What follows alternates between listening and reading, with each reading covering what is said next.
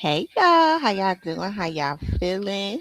It's your girl Ebony, also known as High Frequency Seeker, and you already know that this channel wants to help you build knowledge and skills to manifest abundant health, wealth, and happiness into our lives. So, welcome, happy Sunday to a live that I've been wanting to do for a while. Okay, this is I wanted to do another one. They had, and I've been procrastinating, but I love that Dr. Dab's show. Um, I've wanted to react to one of these for so long, and they had just posted a new one, so I'm excited. Yeah, I wanted to react to the Christians versus New Age. Um, but now they have come out with a new one with the two most popular girls there. So yeah, I wanted to react to this. I said, let's get to it. Okay. Let's get to it. So y'all, I'm gonna get started. You know what I mean? Let's get into it. I haven't watched this before or Welcome to nothing. Wix Harmony. Take the speed of AI and pixel level control to go from words into a full. Hope Nature y'all and can hear all of me its okay. elements are not God. If that light is not God, then what is it? I would say it's your soul. Sometimes you might find God in the rainforest. God's mystery is even greater than whatever we discuss here. Smudging Okay. and sage do not detract dark spiritual forces. You can't just get baptized in the waters and think that your soul is cleansed. Ihsan is a straight path, but it's not the only path. Yeah, it's called syncretism. All of this mixing that's happening. New Age has no scientific legitimacy, meaning crystals and frequencies do not have measurable healing properties. Frequent. We're trying to kind of separate the spirituality from our practices. I will say, yes, the source of healing comes from Christ. Spirituality is what connects with your inner world. Yeah, I I'm trying to find don't a need anything outside of me exterior. You need the Bible to hold you in the light and salvation. You cannot manifest health and wellness. Ooh. I don't necessarily think that just visualizing or believing something can manifest a certain reality. Realism is just as much as you perceive real to be. If you believe you can, you can. If you believe you can't, you cannot. You can see it in the small and in the big. Well, of course I deserve this thing. I want this thing. You cannot find identity in astrology, the Enneagram, Chinese zodiacs, personality tests, etc. I was just having fun with it as like a personality typing thing. Every single spirituality has an inner dimension. And so I would just say, like, be careful with this stuff. Wow, Kalia. So you just debated 20 different women on these really interesting topics. Let's go.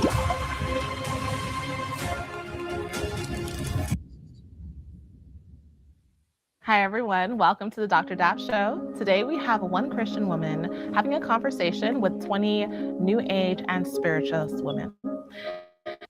Kalia came up with her own prompts, so this conversation is going to get interesting. Yeah. Take the floor. Hi, I'm Kalia. My first prompt is nature and all of its elements are not God. And I chose this because I've noticed in New Ageism and spirituality, there tends to be a very high practice of pantheism, believing that God is in and throughout everything. I think that because the world is created, it implies that there's a creator. And so that's why I chose this as my first prompt. Right. And whoever feels strongly can come down. Anyone who feels strongly about this prompt, come take a seat. Was the intro okay? Let's see. Hi guys, I'm Kalia. I am a Christian and I believe that God created the earth in the beginning. In Genesis 1, it talks about how the earth was without void, it was formless, and the Lord came and he brought order to this world. I do believe that the world is beautiful, it's stunning, you can adore the world, but I think when you look at something beautiful, it should always draw your eyes upward, not to a fascination of the thing itself. So that's why I chose this prompt. Hi, I'm Sunita. Hi Sunita. Hello. Hi, I'm Brianna. Hi Brianna. Hi, I'm Denisha. Hi Denisha. Hello, I'm Farron. Hi Farron.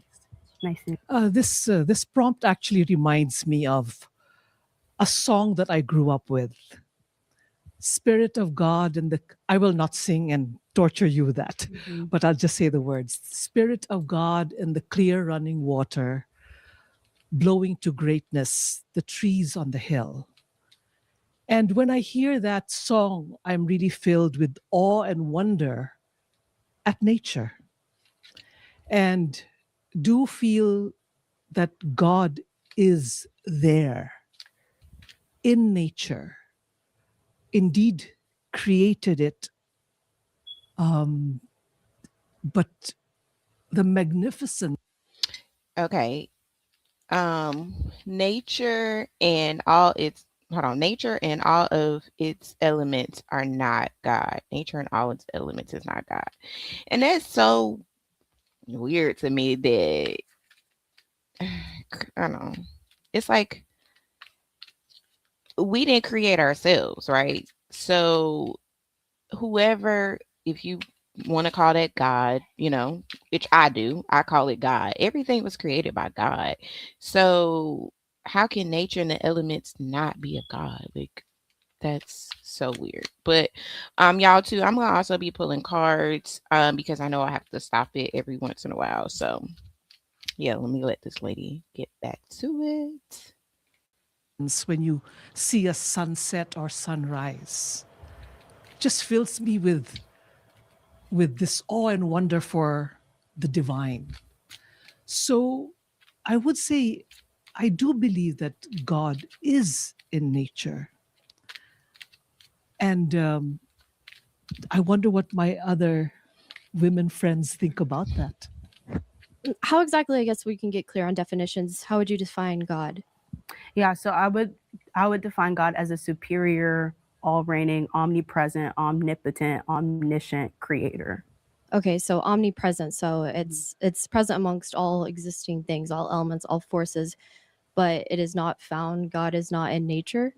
So that was actually the distinction I was getting ready to make. So God is omnipresent, meaning he's aware, he's observing all things, but that does not mean that his nature is the same as nature itself. So God, I believe, is omnipresent even in this space right now. The Holy Spirit was given to believers. So I believe the Holy Spirit is here even now. That doesn't mean that I myself am the Holy Spirit. That doesn't mean that you're the Holy Spirit. Doesn't mean that the lights are the Holy Spirit. It means he's here, he's observing, and he's powerful among the environment. So do you believe that we are all expressions of God?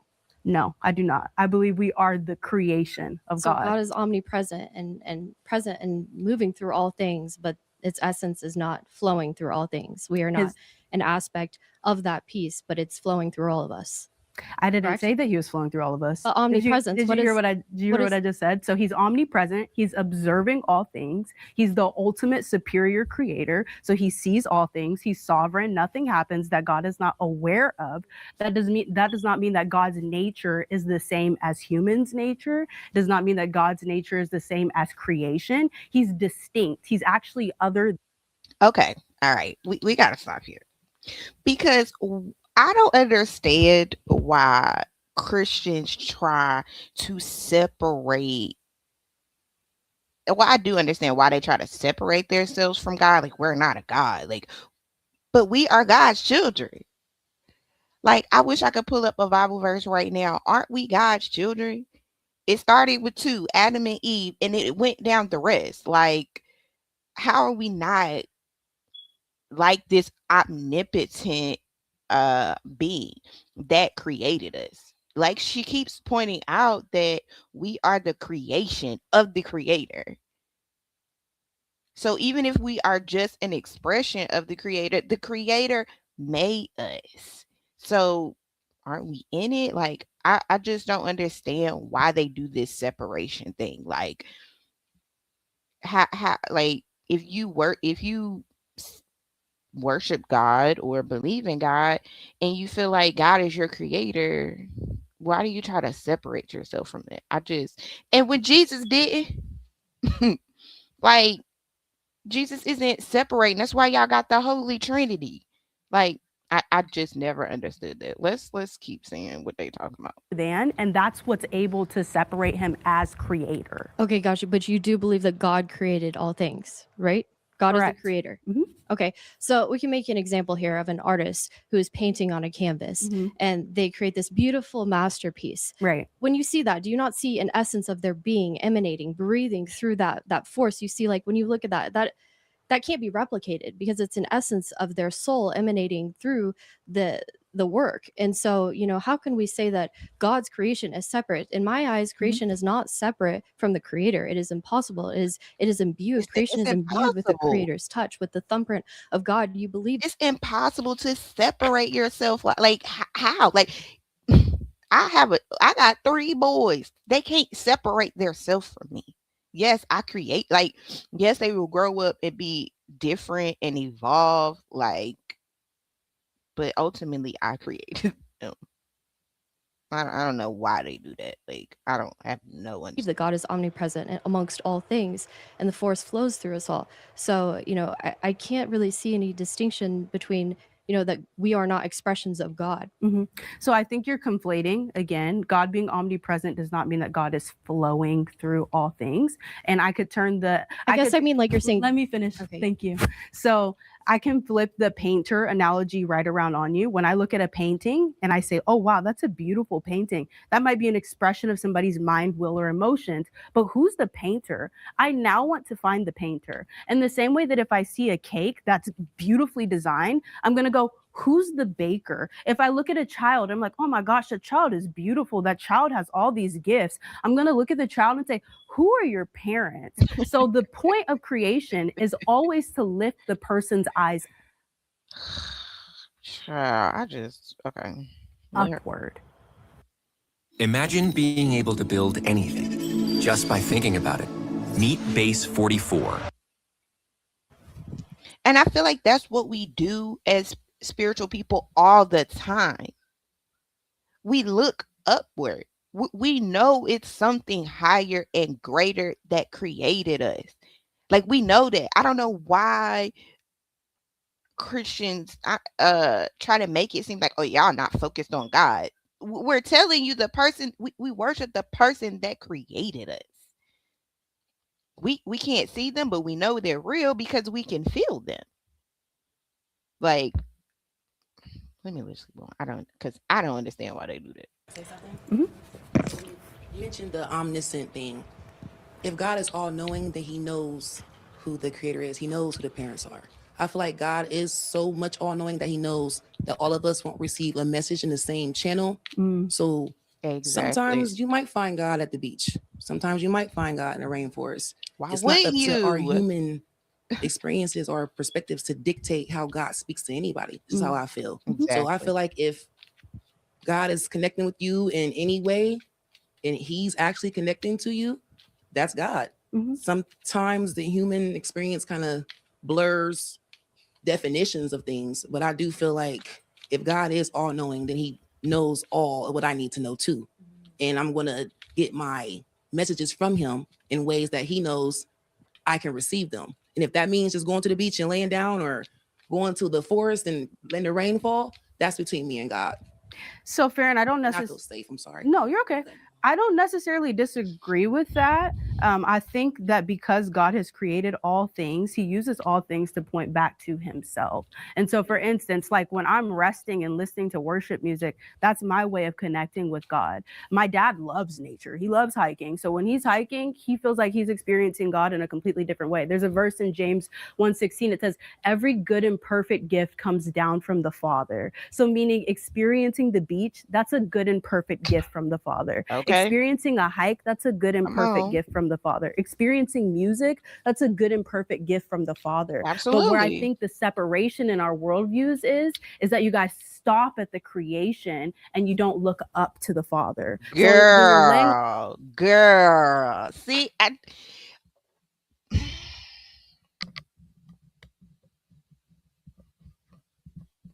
we don't stop at the creation because we know there's a creator. Just like you said, you look for the artist who made it.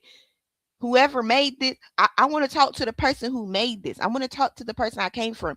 I look at myself as a child of God, so I can talk to my parent whenever I feel like it, however I feel like it. I see God as the mother and the father, my mother and my father. So I can talk to, communicate, get advice from my creator however I feel like it. That's not up to anybody. And let me let her finish, but yeah. On the beach, it should be, wow, God, this is beautiful. Let me give you honor and respect because this beach is beautiful and you made it. That's what it is. That's what it is for me personally. That is what it is. So I agree with some. That is what it is. I don't. That is what it is, girl. And you know that. The things they're saying, and I feel like you can't have a creation without the creator being in the creation. It can't be separate. Like a mom having a baby, the baby is Girl. going to have that DNA. Mm-hmm. Not saying the baby's going Mm-hmm. to come out exactly like the mom. Not saying if you look at the baby and say, oh, you're cute, who's your parents? You can still appreciate the creation. Appreciating the creation is appreciating the creator. It's not separate. I can look at the beach and say, wow, God, and God's not gonna be like, I made that. Why you glossing over the beach? He's not gonna think that. Appreciating that is appreciating him. And I feel like when we appreciate nature, when we see the reverence in nature, when we see the God in nature, we respect it. Humans kind of have this superiority complex, like, oh, we're better than any other animal. Oh, that dog, who cares about that stray dog? Like stuff like that. Oh, who cares if I litter? Because we don't see the God in everything. We don't really see the reverence in everything. Even little things like that, throwing trash on the ground. You can also, if you're saying what you're saying, you can say that I don't respect God because I littered. He made this and he just threw it on it. So I don't think they're separate. I think two things can be true at once. Mhm. God can be in everything and you can still appreciate the creation while appreciating the creator. Mhm. Are you guys familiar with Well said. Well said. Clap it up for her. Love that. the concept of Imago Dei?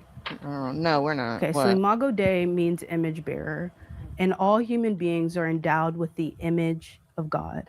We are not God, but we're made in his image. So that's kind of what you're talking about. When people look at us, they can see the creator, but we ourselves are not the creator. We're meant to be mirrors to the creator. The same way that a child, yes, mirrors their parents, but a child still has very distinct DNA.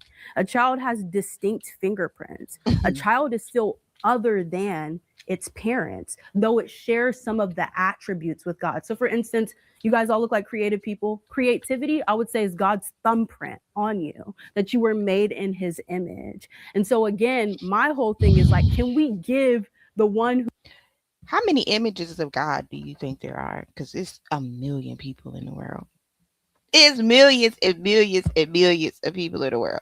So how many images do you think God has? I mean, sorry. I ain't had no point. That just came to my mind. who is worthy of glory and honor and respect due. If you guys are familiar with the Christian worldview, God touts over and over again that he is a jealous God. Idolatry, right? This is one of the main 10 commandments. You shall have no other gods before me. And so that's why we make this very distinct line between worshiping a tree or worshiping the beach and worshiping God. I can't speak for all of us, but I think that to make it clear, we're not saying we are God. We are expressions of God. We are fractals of the infinite. We are peace. You even say we are mirrors. When you look at an individual, you see the universe. And sometimes it can be jarring. It can be hard to look to someone in the eyes because you see a reflection of yourself. You even said it, you see a mirror, because we're all fractals of the one, of the all, of the whole. And, I just can't understand how a creator could be separate from creation, because it requires to be non-dependent.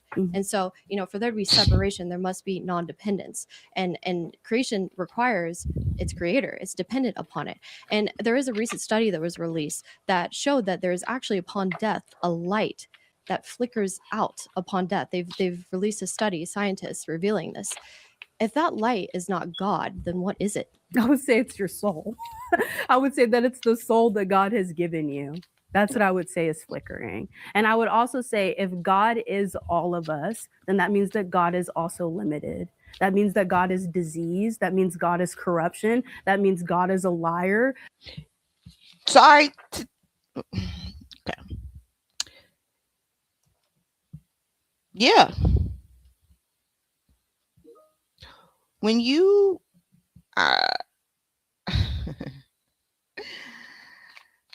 y'all, I learned this from watching one of these. I'll pull it up in a second. Let me find the Bible verse where it talks about God created everything. Like everything has good and bad in it. Like everything, okay? Even God, you just said that God was a jealous God. If God is a jealous God, that is considered a bad emotion, right? That would be considered a bad emotion. So if God can get jealous, God can get angry, and we're made from this person, we can also get mad, angry, jealous. But what I feel that makes God so powerful is that God is able to work through these things no matter what. Like, it's like, yeah, I experienced these things and I've worked through them. It's like God has the ultimate way out for me. That's how it works for me. Like, yeah, God experienced these things and I have the ultimate way out. But yeah, God, yeah, we these same emotions that God has, we have them too.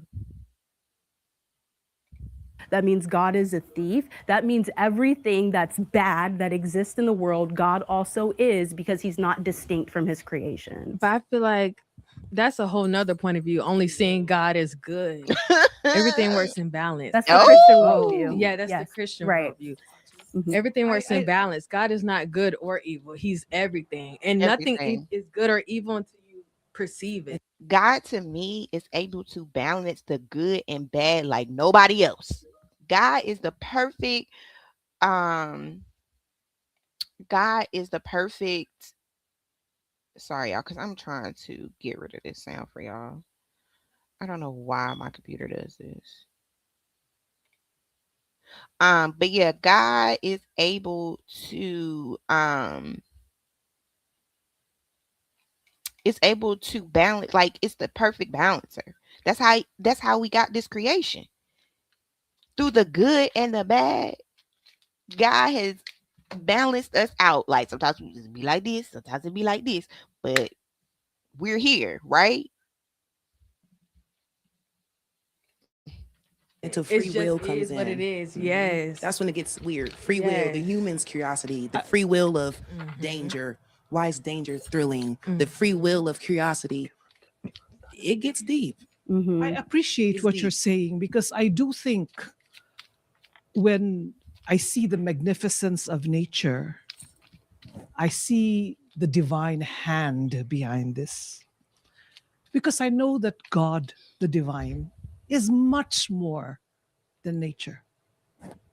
And we as humans may be limited in understanding. Hold on, let me stop her for a second, because also everything started in the dark, but dark is considered bad, right? But dark is not always bad. Like light is not always good. Light can burn you. Like we make light seem like, oh my God, it's the best thing. But light can burn you. Light is pretty to watch, but it can also kill you. So it's all about balance. And I mean, I feel like Jesus talks about that too. It's just what Christians have adopted at this moment. Understanding that divinity, but we understand the divinity in its infinitesimal form, small form, through nature. Because God is really much more than that, much more. Amen. Yeah, and sometimes we are humans in a we are in our incarnate form. So the sensorial engagement with nature helps us understand God, helps us have a relationship with God, our sensorial, because we are still, carnate, flesh. And the senses then are engaged with nature. And of course, nature also nourishes us. I'd like to think of something else, though. Disease is part of nature. And I feel sad when people say, why did God do this to me? Because God is nature, supposed to be, right? I don't subscribe to that either. I don't think God had anything to do with one's cancer. I think nature did it. Nature's really like will do it for everybody. It doesn't matter how good you are, how bad you are, what your relationship to God is. Nature gave you cancer. And would I say that was God's hand? I wouldn't. I would say it was nature. So I appreciate what you're saying about the division, the separation.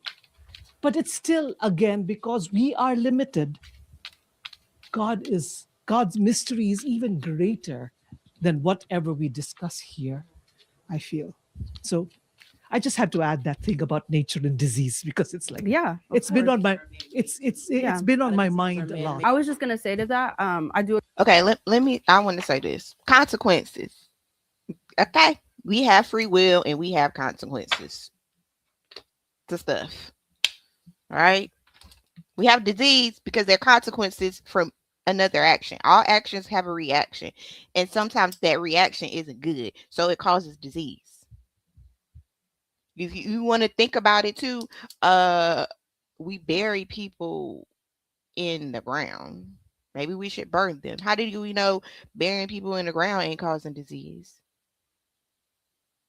Like, for every action, there's a reaction. So, yeah. Agree with some of what you said. I believe that disease is actually a consequence of the fall of man. So when sin entered the world, when human beings were defiant and disobedient to God, then that introduced a swarm of disease, sin, pain, hurt, brokenness. And so I would also distinguish that from God. I would say that we're all submitted to this broken world. And so then we have to incur with it the fallenness that comes with it, including disease. Well, I was just saying that I guess you most closely define like the way to God through a man, through Jesus, correct? And I would see that God is could most rightfully be reflected in its infinite nature, not in a man. How could all of creation be reflected in a singular man rather than all of creation itself? You say the Father, you say God is omnipresent and of all things connected, but you refer to God, the Holy Trinity, the Father, the Son, and the Holy Spirit. Where's the mother? You forget all of creation. It's God is only the man, the Father. We submit to the Father, God. So Jesus is not just a man. He's the man God. He's the incarnation of God. Also, no, God represents himself in the masculine. That doesn't mean that he is biologically a male, that he has male anatomy, but that's how he chooses to define himself. And so No, that's how we chose to define him. That's how the Christians chose to define him. That's how Moses chose to define him. So, and we just been following along for 2,000 years. He could have made it a woman. Sometimes they do talk about God being a woman. Because how do you just like God is both feminine, male. I mean, yeah, masculine, feminine. God is light and God is dark. I just back the way he chooses to define himself, but he has all attributes within himself. Thank you, guys. I received you. I received you. Praise the Lord.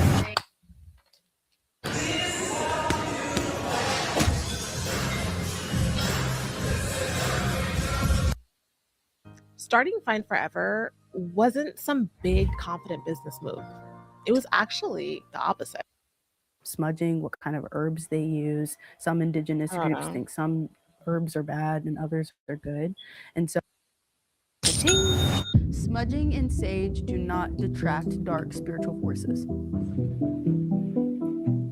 Hi, I'm Amber. Hi. Hello, my name is Day. Hi. I'm Miriam. Thank you for having us. Hi, Kalia. I'm Samira. The prompt is smudging and sage do not detract dark spiritual forces. So I chose this prompt because I find that there is a lot of inconsistency in how people even approach smudging, what kind of herbs they use. Some indigenous groups think some herbs are bad and others are good. And so I think that because of the lack of consistency, it's hard to pinpoint a spiritual outcome.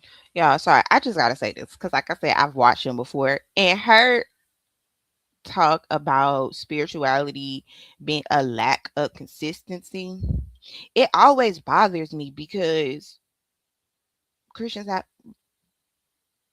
a very much lack of consistency. Because is it faith without works, or is it faith without works, or works without faith? Which one is it? Because some people believe of this over here. We got Baptists, we got Church of God in Christ, we got Latter-day Saints, we got FDLS, we got Mormons, we got this, we got that. There are so Protestants, Christians, like, where's y'all consistency? Besides, y'all all read the same things, but y'all all do something different. So when she talks about this lack of consistency, it always just be like, girl, okay. I actually agree with your point there because I'm part Native American, and that is something that I did run into that I really was annoyed by was the not only the inconsistencies between the herbs that people are trying to do to smudge and cleanse, also the it's actually I love that you brought up earlier about your OCD and the intrusive thoughts because that's something I struggled with growing up, and I've had to be in and out of the mental hospitals.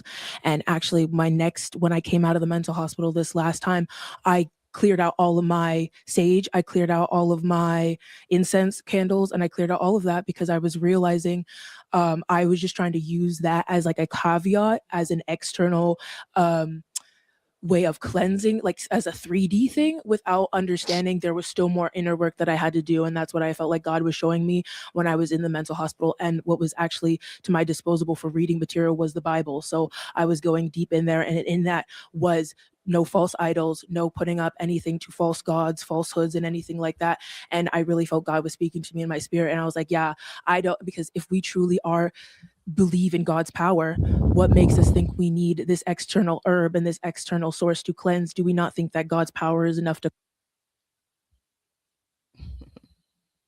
We believe you don't need none of this. Let me just go on and say that. We don't need nothing. You could just talk to God. Like, you actually need nothing but yourself and use your voice. That's all you need. None of this other stuff really matters. However, we do live on earth, and there is, and I'm bringing this back to Moses. I'm bringing this back to why y'all even do communion, why y'all go to church every day on Sunday, why y'all read this Bible all the time. Like, saying you don't need sage. You don't. Just like, do you need the Bible? You done read it 50 million times. You know it from cover to cover. The other girl in part 2, she says she reads the Bible every year from cover to cover. Why? You know it. You know what to do. You know how to speak to God. What's the point to keep doing it? It's something about the way we connect to God. Like, I mean, even going back to Samuel, didn't he sit there for a little while, like after his father died, getting messages from spirit to what to do next, like burning incense, the priesthood. That's why they didn't like Jesus, because he came in on some different stuff. Like, wait, you're supposed to be doing it like this. You need to go to the priest, you need to do these practices, you need to do this, and you need to do that. When Jesus came along and said, you ain't gotta do none of that. Like, we know we don't need none of this stuff. All you got to do is talk to God. But there is something in a way humans want, like, we use earthly things to connect to God. And yes, can it come obsessive? Can it become out of control? Absolutely. Again, that's the good and the bad in everything. Everything has good and bad in it. Y'all, you know what? Y'all, let me get my keyboard. Let me show y'all something. Because they talked about the fall of man, right? Genesis. Let's go to Genesis, because this right here always got me. It like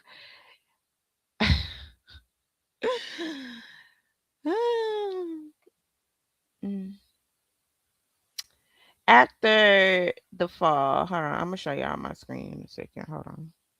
Can I? Hold on. Share this tab. Let me go here.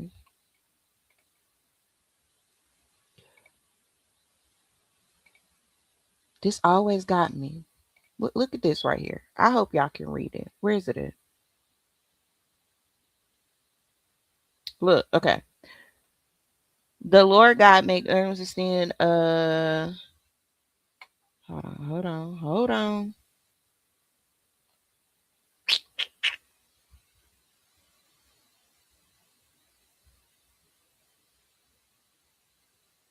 Where's the angel at? That's where the battle. Hold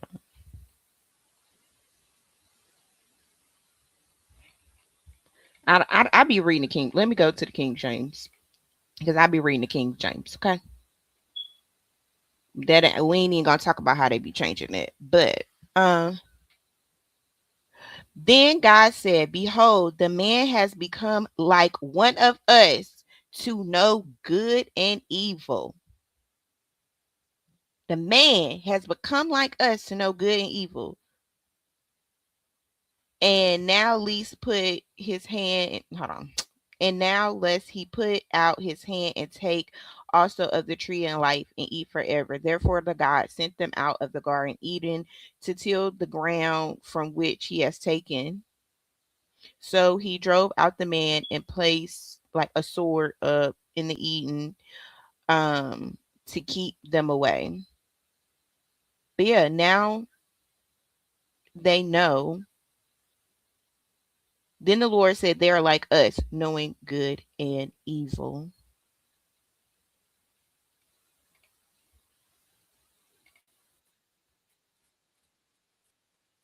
Let me go back. Sorry. Let me go back. Mm,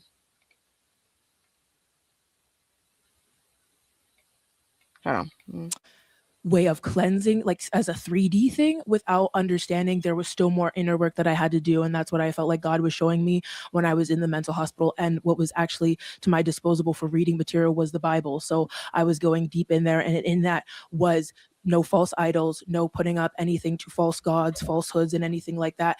And I really felt God was speaking to me in my spirit. And I was like, yeah, I don't, because if we truly are believe in God's power, what makes us think we need this external herb and this external source to cleanse? Do we not think that God's power is enough to cleanse us in the power of prayer? Wow. So I actually, that's why I really was happy I got. No, we don't.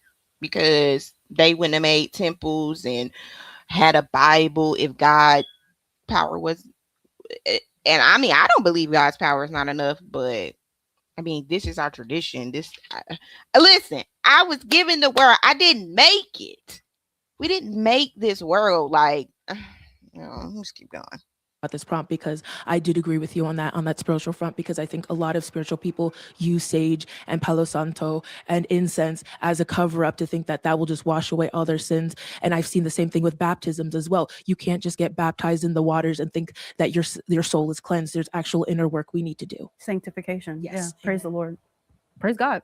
I'm pretty like 50. Oh, You sure? Okay. let me So stop. I think that I'm very cautious denying anything, because we know that, I mean, across spiritualities, there's been over 124,000 people sent to every nation and tribe. And even to this day, there are friends of the Most High and the Divine. And so we have to be careful whenever we deny things, because one of those people, Moses, did that. He said, I have the most knowledge, and then he was shown someone who had more. And we know when he first heard God's voice, it was from what? A burning bush, right? Mm-hmm. And like, I'm Native American, I have Native American heritage. We might be cousins because we're both Choctaw heritage. And so I think it's interesting you even brought up in the indigenous cultures, because I do believe that there's validity to angels loving high sense. And angels are what? Just light, like high vibration. It's not it's not just about the outer, like the sage itself, the Palo Santo itself, the Bible itself. Like there's an inner and outer reality to everything. And so you can't have one without the other. You can't have the masculine without the feminine. And I think that Palo Santo is said to actually, like sage just wipes out all the energy, whereas Palo Santo actually gives the, like invites in the good. And it's just like light. Like you don't try to fight the darkness, you just turn on the lights. So I do think that there is some validity. It's a mind body connection that is scientifically proven with these high sense. Cleanliness is next to godliness, right? Like all of these things resonate. And at the same time, like feelings are a force. Like it's not just thoughts or become things, but feelings are a force as well. So you can have all the sage and all the good smells you want, but if you know you have these negative energies or like toxic like patterns that are still ingrained, you haven't done the inner work like you were saying, I think that can also affect it. And it's generational. Sorry. So y'all know I said I'd be watching these, right? So they did one, her and the other girl who did a part 2 are talking to Catholics, and I didn't know this were called sacraments, but like Catholics still do sacraments, and that's like certain things. Like the best way I can explain it is communion. There's these things that they do. They call them sacraments that they need to do to be closer to the Lord. Y'all can look up sacraments, but it's kind of the same thing. Like, I don't know. It's, I don't know. I don't know. So we'll just end with one like anecdote. Like I think that at the end, like there's two opinions. Like it can either be that we're all born with a neutral slate, or we're all born inclined towards good, right? And what so anyways, without going too much into a tangent, my family name, my grandmother's name is Hamdi. My grandmother was raised Baptist. She became Jehovah's Witness over time, and then my grandfather went with the Nation of Islam. So they had their little debates and whatnot, and she ended up becoming going down with the Nation. And then my mother was raised with W.D. Muhammad's community, and here I am attracted to this space because I saw my seminary sister on one of your shows as well, Naya. So I've done a lot of inner, like I've experienced some things, right? Like there's the knowledge that's like from the books, and there's experiential knowledge. And they say that spirit, like religion is for those who want to avoid hell, and spirituality is for those who have been through it. And I think that we need both again. But where I'm coming from with the Hamdi family name is that my grandmother changed her name when she became Muslim to Shakir. And that means the one who practices gratitude, right? Or one who's grateful. And it was like within like maybe 10 years ago, like 5 years ago, when I was having these, like basically being a born again person in my own way, that I realized that she changed her name to exactly what our family name already was, which is Hamdi. Like Hamdi is Egyptian for one who is thankful and grateful. And they have Native American roots. So I believe that Ihsan is a straight path. Yeah, also too, everything started off spiritual. Like that's another thing. Like every religion, whatever civilization starts off spiritual. There was no books. There was like, it's like just your ancestors don't matter. And that's another thing. Like when it came to Jesus, like they were like, "Are you wiping away Moses' law?" And he's like, "No, I'm not wiping it away." You know what I mean? Like it's. I don't know what it is with this thing about like using stuff and the devil's gonna work through this stuff. Like God is more powerful than the devil, y'all. Like, sorry, Path, but it's not what? the only path. And I think that there are many paths and ways. And if you want to do sage, you want to do Palo Santo, you never know. God works in mysterious ways. Okay. So I would say one thing that I noticed, not just from you, but what other people were talking to is, again, there's like this kind of appropriation of Christian language. And I think that we have to be distinct because the God of the Bible is very clear about idolatry, right? You brought up Moses, the law of Moses, 10 commandments, thou shalt have no other gods before me, for I am a jealous God. And so when we rely on things like sage or Palo Santo or other herbs to get rid of dark demonic forces, rather than going to the person who has sovereign authority over those wills, we're actually inviting them in. And as I was doing research, I found that many people who smudge and use sage talk about how you have to do it in a precise way, because if you don't do it precisely, you can actually trap spirits or negative demons or thoughts into your home. And so this is why I said it does not detract dark spiritual forces, because inherently it does not. You do it one wrong way and it's actually inviting them in. And so my commission is like, instead of using things that can Y'all make people make the devil so much more powerful than God. Oh my God. If you don't do it the right way, if you don't do it this way, you're inviting the devil in. If you don't do it this way, that's so bogus to me. Like, so bogus. Sorry. Invite darkness, why not go to the person who completely eradicated it? Amen. To answer the question, who eradicated you light and dark is gonna exist no matter what. You can't eradicate it. You can't eradicate darkness. It's never going away. Never going away. Can't eradicate light. It's always gonna be there too. Because it's a cycle. They need each other. Just like the divine masculine and the divine feminine need each other, they need each other. They need each other. There's nothing y'all can do about that. Like, I don't know. Y'all, and you keep calling God a jealous God. Yeah. So what is God doing to me? If God is jealous that I don't practice Christianity, do I just have a terrible life? What happens to people who don't worship your God? Because we live in the same place. Oh, nothing happens to, I mean, what? Some things happen to you here, and then but it's about the ultimate goal. You just won't never go to heaven. You'll burn on earth. You're burning hell. How?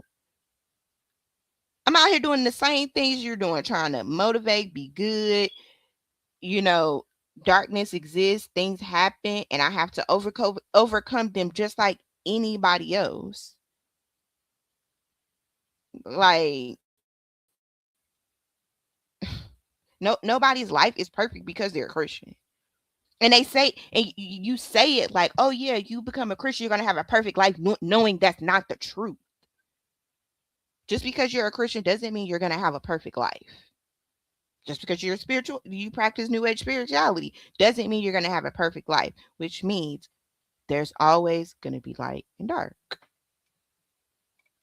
question, I think it depends on the intention. I don't think that Sage gets rid of all spirits, all negative forces. I think there's variance. And also when it comes to when you said that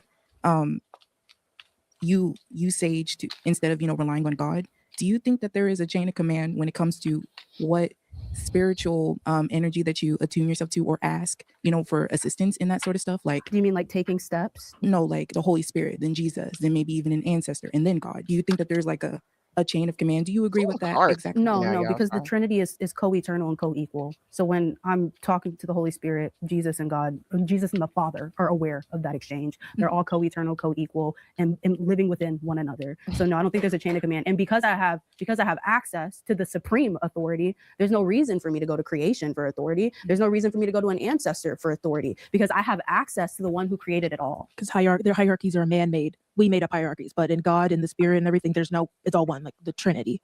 So that's one thing that I really wanted to come on here and speak with too, because I grew up Catholic and around Christians as well. And one thing I agree with is the misappropriation of mixing in everything, all trying to heal and all trying to be with light. But at the end of the day, there are tricksters here. There is darkness here at the end of the day. And us trying to think that we can cleanse and we can do it all, we just can't, because we are still faulty as man. And at the end of the day, who says we can do it all? Y'all put in there, oh, we can do it all. No matter what religion you practice, there's always gonna be good and bad in it. You gonna go through something regardless. Like Jesus went through it regardless. It doesn't matter if you're Catholic, you're gonna go through it. You're gonna have good and bad days. You're not gonna live your life perfectly. That's never gonna happen. I think we are better having God step in when it comes to cleansing, instead of thinking we can just take it upon ourselves and on our vessels to let herbs do it. Yeah, it's called syncretism. All of this mixing that's happening. So when you see Africa, we need God to step in. Moses created a temple for y'all. Like, I don't know what verse it is. Let me see. God, there was a temple created. There were processes put into place for y'all. For us. I ain't even gonna say y'all. For us.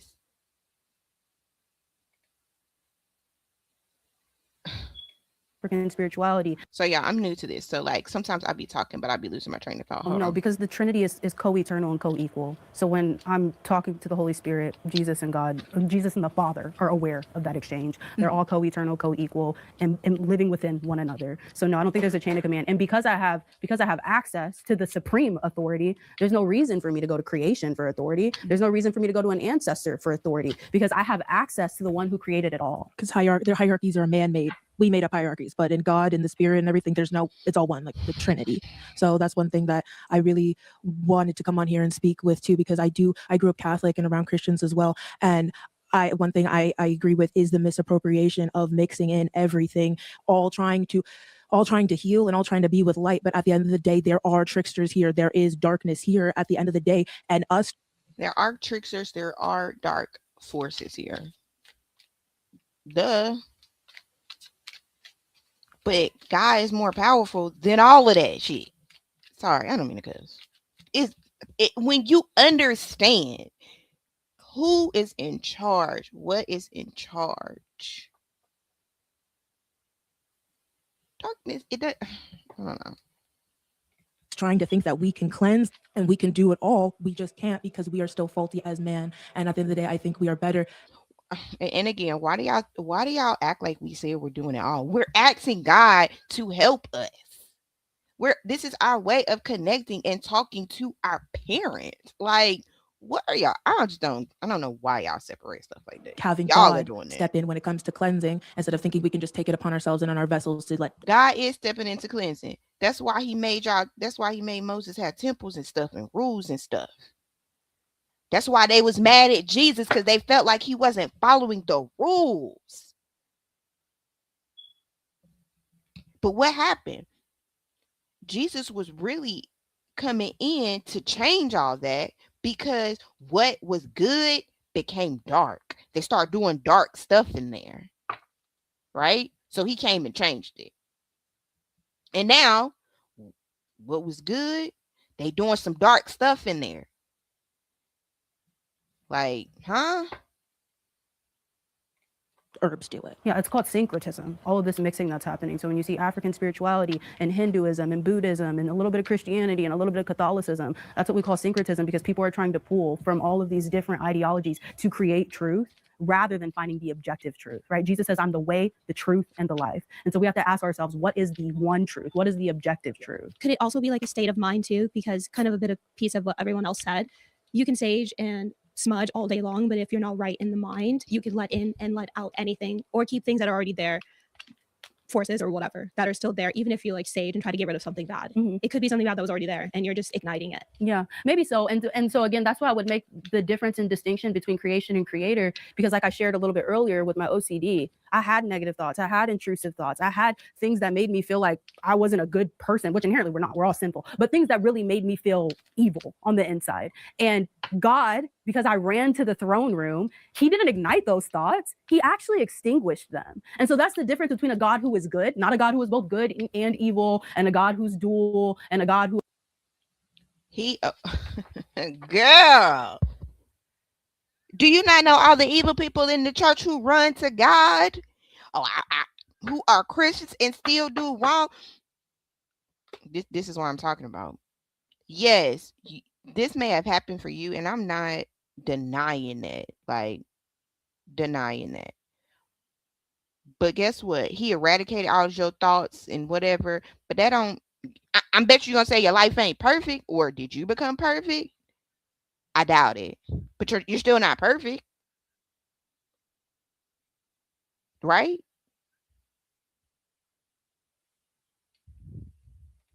who allows bad things and good things because he likes bad and good. No, the difference between a God who is distinct from his creation and a God who is good is that when you bring all of your muck and mire to him, he actually cleanses it. Versus when you're smudging and you have negative thoughts and negative ideas in your household and they can stay. It's because that smudge doesn't have authority. It doesn't have power. It doesn't have dominion.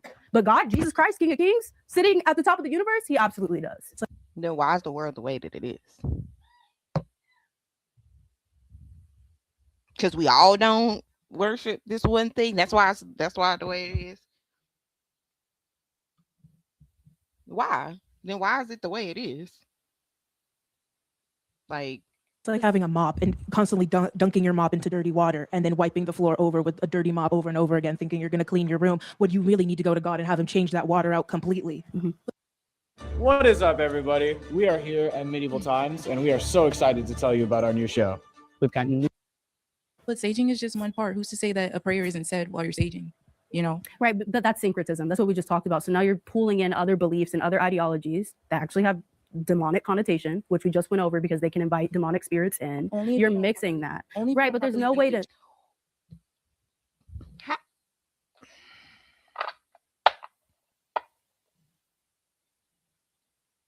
I think my thing is like, y'all always talk about we're inviting this stuff in. But when you read the Bible, was the prophets inviting this stuff in? Like, they're there. They're just there. Demonics, like the devil is around because the devil is around. Like, I didn't invite the devil in. Me praying, y'all like, oh yeah, I'm praying, Lord God, help me so bad. Like, I want to be a loving person. I want to be this. I want to be that. And you're telling me I'm inviting the devil in? Like, y'all make yourself seem, oh, and it's just not true. Like, I'm sorry, y'all. I watch a lot of cult stuff that uses God, Jesus, who hurt people all the time with this stuff. And I just, sorry, I said I'm new to these reactions. Like, this is my first time, like, really giving out my opinions on these things. So I want to make them make sense. But, and not get too emotional. There's no that is an insanely high standard to have of a person because we're all human, we're all flawed, we're all broken. Hold on, and so if there's something that I'm wrestling through, I mop and constantly dunking your mop into dirty water and then wiping the floor over with a dirty mop over and over again, thinking you're going to clean your room. Would you really need to go to God and have him change that water out completely? But saging is just one part. Who's to say that a prayer isn't said while you're saging? You know? Right, but that's syncretism. That's what we just talked about. So now you're pulling in other beliefs and other ideologies that actually have demonic connotation, which we just went over because they can invite demonic spirits in. You're mixing that. Right, but there's no way to. There's no that is an insanely high standard to have of a person because we're all human, we're all flawed, we're all broken. And so if there's something that I'm wrestling through, mop and constantly dunking your mop into dirty water and then wiping the floor over with a dirty mop over and over again, thinking you're going to clean your room, would you really need to go to God and have him change that water out completely? But saging is just one part. Who's to say that a prayer isn't said while you're saging? You know? Right, but that's syncretism. That's what we just talked about. So now you're pulling in other beliefs and other ideologies that actually have. Prayer ain't nothing but me talking to God. How am I pulling in anything? Every religion, every civilization starts with prayer. It starts with talking to God. Like, how is that pulling in any other? This is the beginning. Prayer is the beginning. Like, I'm not pulling in anything else. That's how it go. That's what it is. Talking to God ain't nothing new for nobody. It ain't a thing that, oh, only you could talk to God. Like, so weird. Demonic connotation, which we just went over because they can invite demonic spirits in. You're mixing that. Right, but there's no way to. There's no that is an insanely high standard. Me walking in nature invites the devil in. Me. Oh God, I love your son. Oh God, thank you for the trees. Oh God, thank you for this water. God, thank you for this grass. Thank you for this oxygen. And I'm inviting the devil in? That makes no sense. Standard to have of a person because we're all human, we're all flawed, we're all broken. You know? Right, but that's syncretism. That's what we just talked about. So now you're pulling in other beliefs and other ideologies that actually have demonic connotation, which we just went over because they can invite demonic spirits in. You're mixing that. Right, but there's no way to. There's no that is an insanely high standard to have of a person because we're all human, we're all. Hold on, Can't hear what you're saying. Versus when you're smudging and you have negative thoughts and negative ideas in your household and they can stay. It's because that smudge doesn't have authority. It doesn't have power. It doesn't have dominion. But God, they can stay. Y'all smudging, y'all doing it. Jesus had to fight away the devil 3 times and the devil still killed them. He praying. He like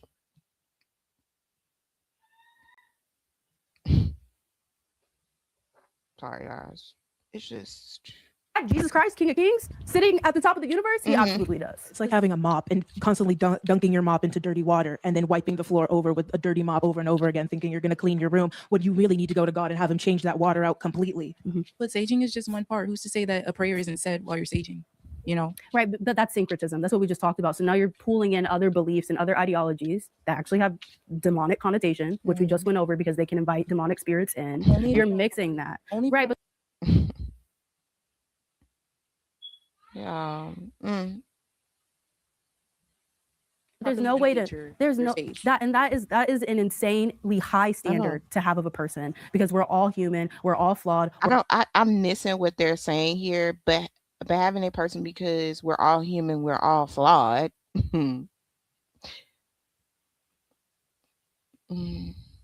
We're all broken. And so if there's something that I'm wrestling through, I should be able to wrestle with that in the presence of God without the fear of inviting other stuff into it. Wasn't there frankincense? Instead of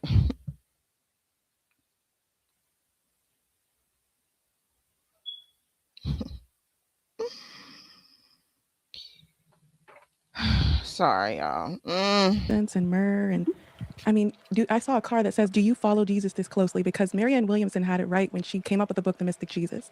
Like all religions come from one, all paths, all spiritualities point to the one truth. And yes, I believe in objectivity, but I think the more you acknowledge your subjectivities, the more objective you become. In the literal sense, you become the objective. So it's called asymptotic objectivity and hermeneutics, okay? Interpreting, the science of interpreting, because we see everything, even the text, through a lens and a perspective. And again, the more aware we become of that, the more objective we literally become. New Age has no scientific legitimacy, meaning crystals and frequencies do not have measurable healing properties.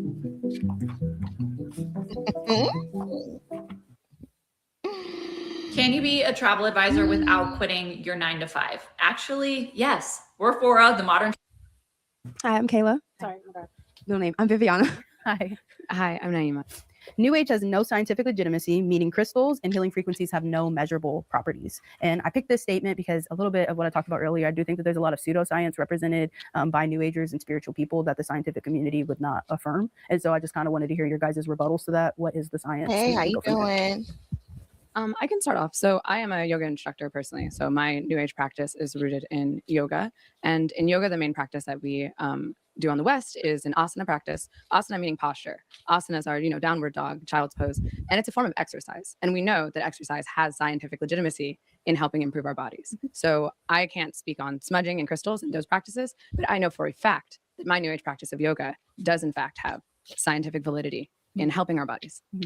How would you say that the benefits that come from yoga are distinct from somebody who stretches on a daily and is reaping healing benefits from that as well? Well, that is yoga. Stretching on a daily basis is yoga. That is an asana practice. Right. So sadhana is the daily practice of asana, which is stretching and postures. So if someone is stretching every day, they are participating in that yogic practice. Whether or not they want to call it that is really up to them. But that is the practice. So you don't think people stretch daily outside of a yoga practice? Like when you get out of bed and you stretch in the morning, that's inherently connected to yoga? Well, no, stretching your arms in the morning is not yoga, but participating in an exercise, a formatted exercise of stretching, utilizing the same stretching that yoga does is an asana practice. And even if someone is not doing yoga, both things can be true, right? Like stretching in a non-yogic practice can be healing for the body. Right. Stretching in a yogic practice can be healing for the body. They're both forms of exercise and they are both healing. But the point that I'm trying to make is that yoga, regardless of other forms of exercise, individual to itself, does have scientific validity as a healing process. Because of the stretching piece.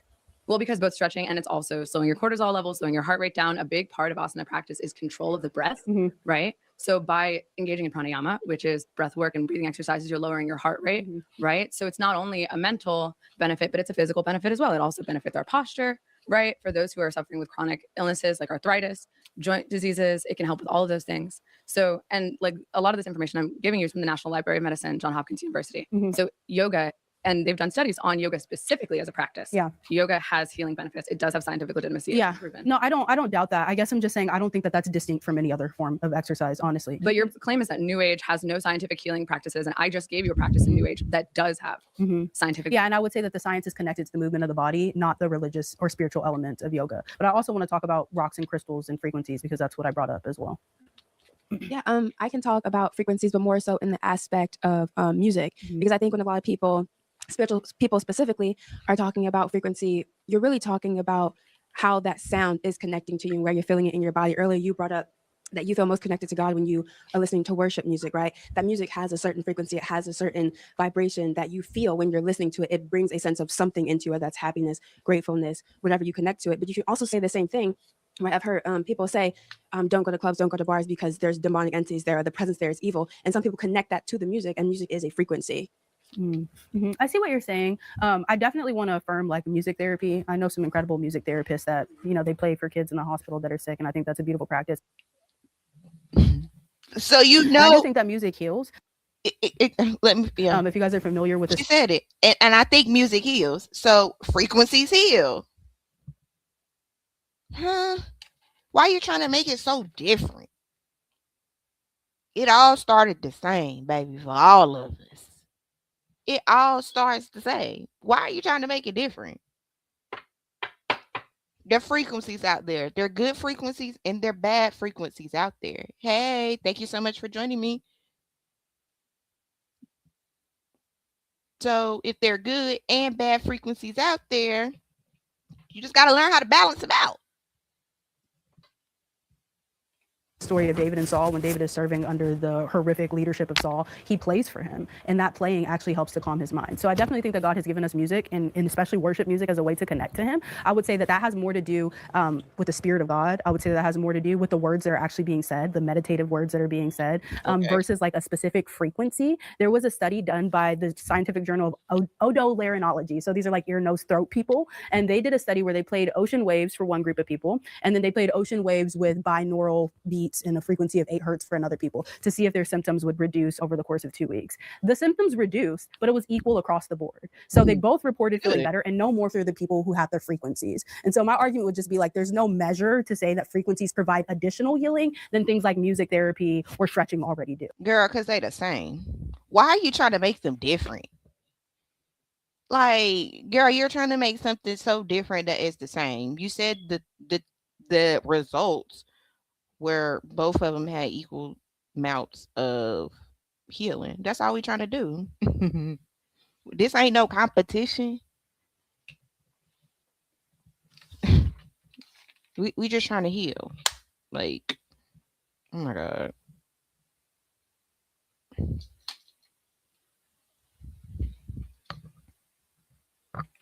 Well, I don't think the spirit of God is the frequency. It's not separate. The spirit of God is the frequency. And I believe I also was thinking of the point of music as well. When I have like some certification in sound healing. And so I use like singing bowls, and that's sort of an attunement and a frequency and a sort of music. And it's all about like entrainment and how the frequencies can synchronize with one another when there's a tune playing. If you go to a concert, you feel the web, the interconnected web of us all. There's an energy about itself because we're all buzzing at the same frequency. Our hearts are actually entraining together as one, unifying. And so, when we see these healing frequencies are it's not like just isolated to New Age. It's just a collective whole like energy.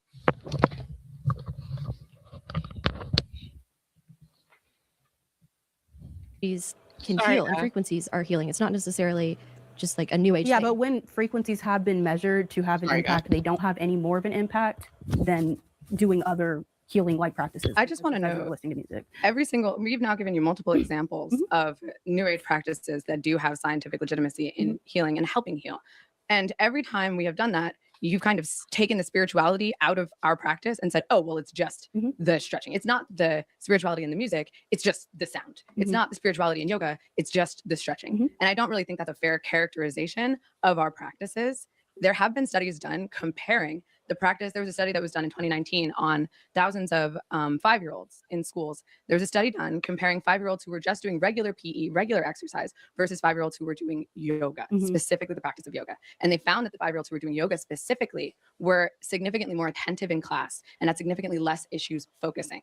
So I think that you're trying to kind of separate the spirituality from our practices to debunk the fact that these practices are scientifically legitimate and healing when that is not true. And there have been studies to test what you're saying, and they found that including the spirituality in these practices does have an added benefit. Yeah. So what I would say is that New Age, again, appropriates things. So I would say arguing for the healing that comes from frequencies is actually an appropriation of the fact that sound therapy, music therapy works, that music heals people. Or I would say saying that yoga specifically heals people is an appropriation of the fact that moving your body heals people, that getting sunlight heals people, that listening to music heals people, that being in community heals people. We're not just saying that. I would say you're appropriating those very like human practices that people have been practicing for centuries for health and wellness and then making them a New Age thing. And I'm saying there's no, we're not.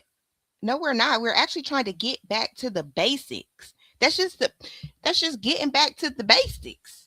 Yes, maybe in a new age way, in a new age of saying things, but yeah, we're getting back to the basics. Like it makes you think about when they keep asking Jesus, "Are you taking away the laws of Moses?" And he keeps saying no. Because what it started in the beginning, like, come on now. Science to the New Age part. No, but I'm saying that I just gave you a scientific example showing that the specific practice of yoga is helping children with attentiveness in schools in comparison to just. I mean, that makes sense to me because PE for elementary schoolers is usually like it's chaos. It's throwing the dodgeball. So I could see how being in a room, slowed down, breathing and stretching would help the behavior of children. Again, I would not say that that's specific to yoga. I would say if you took 20, right. But I'm saying if they did the same study with 20 kids and put them in a room and just had them do random stretches and take deep breaths, I would argue that until would probably you cite that study, result. you are arguing on a hypothetical when I'm arguing from. Yeah, but it's the logical. It's the logical reasoning. It's the logical reasoning of separating. But you don't have the It's the logical reasoning of separating kids from a hyperactive environment and putting them in a slow down. When you were talking about the sunlight, one thing that I try to incorporate in my spiritual practices, because I do have that background of the Catholicism and the Christianity and growing up here in California around other religions and trying to stay open, is also integrating scientific principles into my beliefs, because a lot of spiritual stuff, when it gets into that woo-woo, a lot of it is placebo. It really is. And when we get into crystals and we get into that kind of stuff, yes, it's really cool for feng shui and stuff. But one thing growing up in California, I grew up, and one of the show and tells we had in elementary school, I remember a rocks and minerals specialist coming in. He was one of the fathers who would go and do deep dive cave explorations and etc. So my fascination with the rocks and minerals comes more from the agregorical side of things, of us being here on Earth and needing to be around tactile things of the earth. Not that there is some magical energetic principle, but in the terms of we live in a world where we are constantly surrounded by buildings. We are living, and we can bring up what she was just talking about, moving the children from a chaotic environment to the yoga.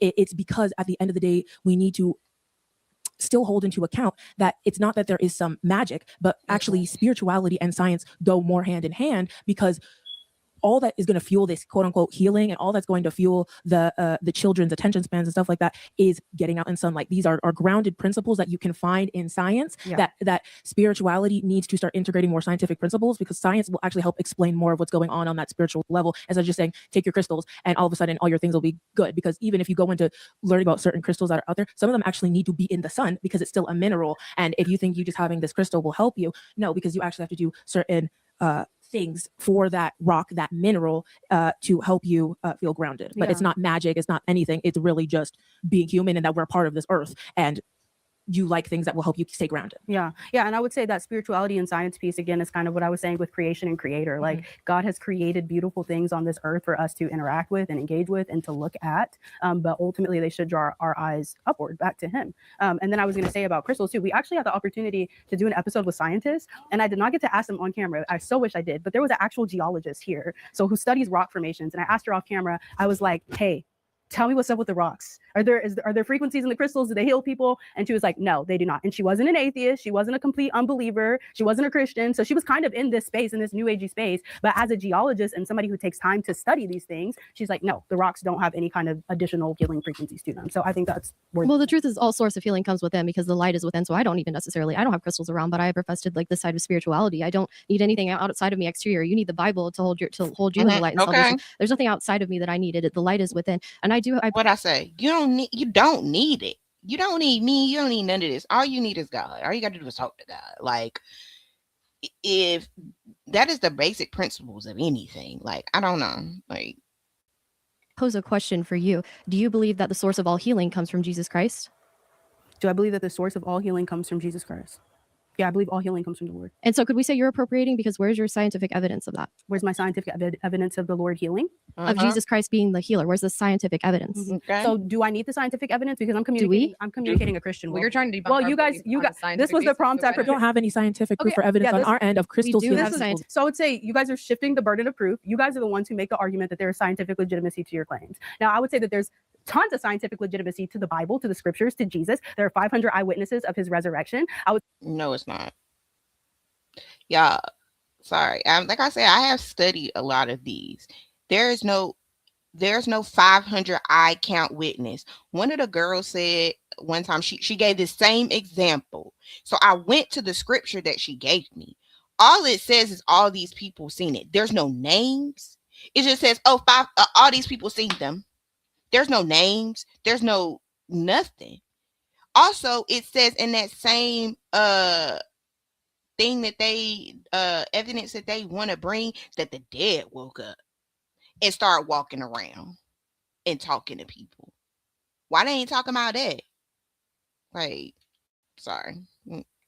Would say that the Bible was written over the course of 1,600 years with 40 plus authors, and there's incredible consistency without. I would say that in the 1940s, the Dead Sea Scrolls were discovered, where there was an Isaiah scroll with over 90% accuracy to the book of Isaiah that we have in the Bible. So we can get into the science and archaeology of. Yeah, it's the same. Okay, but there are also things that in our Bible that we have in the Dead Sea Scrolls that are not in what we have today. Y'all leave that out. Yeah, in the Dead Sea Scrolls, there are also books in there that we don't have in here today. So again, you get to take out what you want and add what you want. That's all this is. The Bible was man-made. It was man-made. And there's nothing wrong with that, but don't act like it ain't light and dark in that Bible too. Christianity, but I will say, yes, the source of healing comes from Christ. How can I say that? Because Jesus resurrected. That's literally his story, that he conquered and defeated death and rose again on the third day. Can I just say one last thing? So stretching, we're simply saying that is there scientific evidence that stretching is healthy and healing? Absolutely. Okay, that's all we're saying here. Your claim is that, do you mind reading it again for us one more time? Do you need me to read it for you again? Yes, can you read your claim one more time? I don't want to miss. New Age has no scientific legitimacy, meaning crystals and healing frequencies do not have measurable healing properties. Okay, so your claim is that New Age has no scientific legitimacy. In the first 5 minutes of this conversation, I cited multiple studies showing you how a New Age practice has scientific legitimacy. Because you decided to group all New Age practices as a monolith.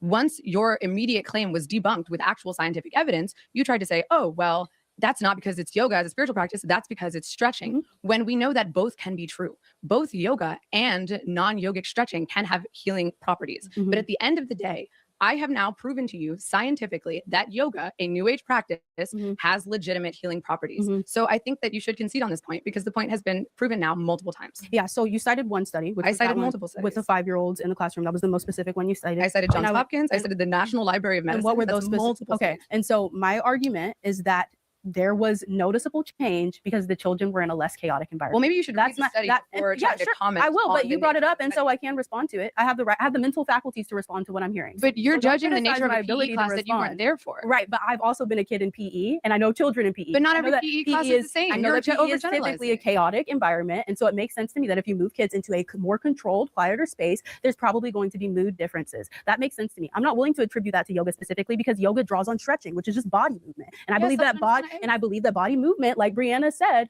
does lead to healthy outcomes and benefits in the same way that music therapy does. So something that you said was that the practices that we cited, like yoga and music therapy, these are things that have. So where does God end up in all of this then? Like, if just stretching, being quiet heals you, it's like, where does God end up in that situation? Or Jesus? Or, you know what I'm saying? Even the yoga people. Like, just being quieter, exercising is healing. It's just healing. Hey, how y'all doing? Thank y'all so much for joining me. Been practiced for thousands of years, right? A lot of things that have been practiced were spiritual before they were science. A lot Okay. of times science comes along and explains the healing of music therapy. It explains the healing of yoga, but these things started spiritually because I think spirituality is what connects with your inner world, not necessarily the outer world. And that's where I think science comes in to explain those things. So yeah, it's easy for you to say, okay, well, these things are science, but they weren't always. Before, you could only describe being as a part of a drum circle and feeling that high as a spiritual experience. You couldn't always describe it as a scientific one, but now we can. And I think we have to acknowledge that before just saying, okay, but it's because it's stretching. Okay, it's because it's music.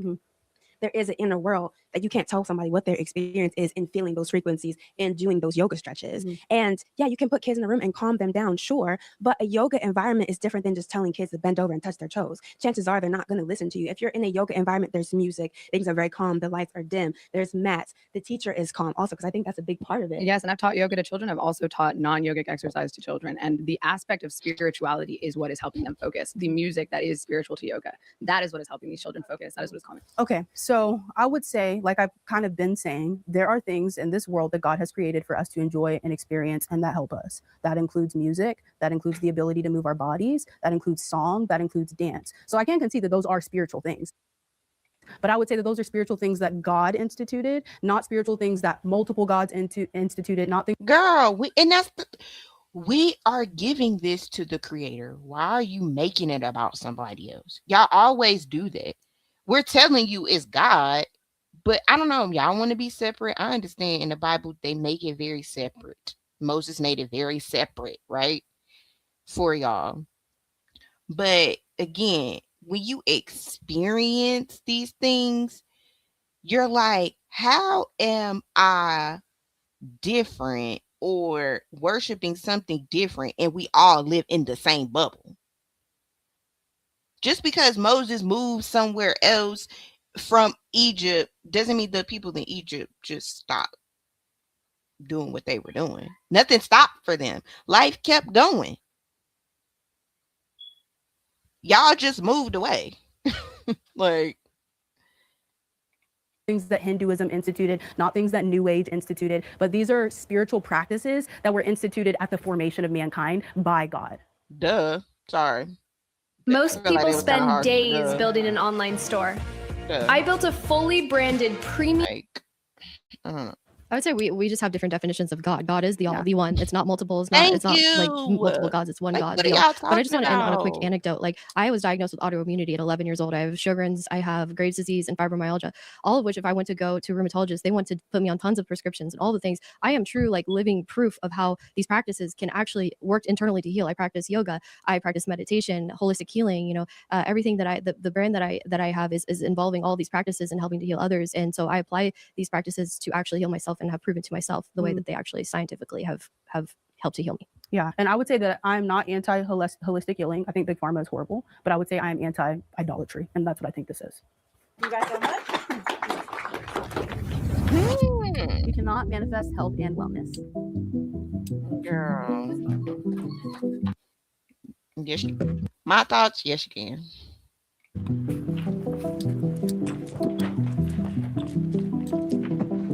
Hi, Kalia. My name is Bree. Nice to meet you. Hi. Hey, Kalia. My name is Ace. Nice to meet you. Hi. You cannot manifest health and wellness. So I chose this prompt because I do think that there's some validity to, if you have a plan and you have action steps to making that plan happen, it can happen. But I don't necessarily think that just visualizing or believing something can manifest a certain reality, at least not separate from other spiritual forces that are at play. So I don't think that humans can manifest realities on their own. Okay. So my question for you is, what do you understand manifestation to be? So the definition of manifestation is visualizing, believing, and acting. Oh, that's like the Webster definition? That's the Webster definition. Okay. Yeah. The reason why I ask is because I personally believe that manifestation, it includes those things for sure. Plan, and you have action steps to making that plan happen, it can happen. But I don't necessarily think that just visualizing or believing something can manifest a certain reality, at least not separate from other spiritual forces that are at play. So I don't think that humans can manifest realities on their own.